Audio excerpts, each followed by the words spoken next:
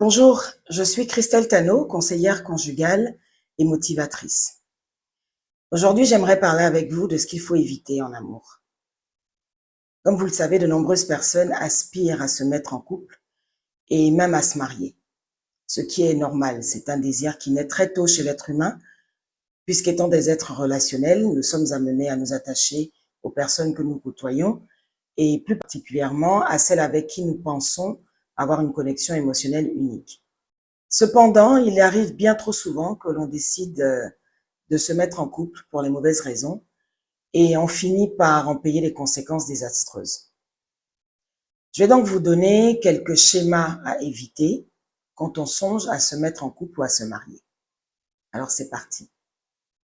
On ne se met pas en couple, on ne se met pas ensemble pour courir contre la montre parce que le temps presse et qu'on se sent vieillir.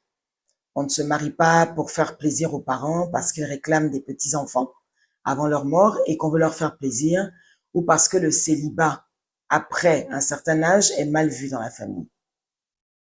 On ne se marie pas non plus pour copier les autres. C'est la période où tous nos amis et toutes nos connaissances semblent se marier, donc voilà, par effet de mode, on suit tout le monde. Non. On ne se marie pas pour combler une solitude qui persiste, sans réfléchir. Non.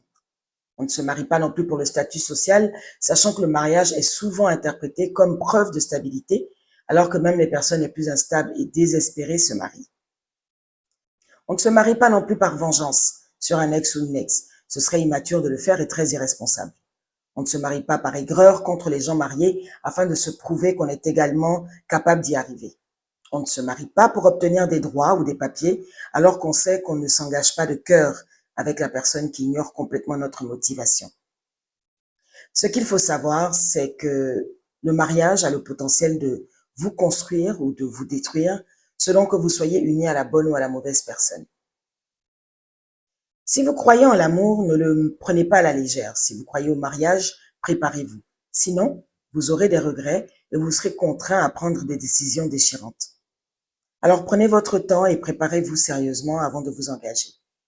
Ou alors, restez célibataire car l'être n'est pas une tare. Et des fois, il est mieux d'être seul que mal accompagné. À bientôt.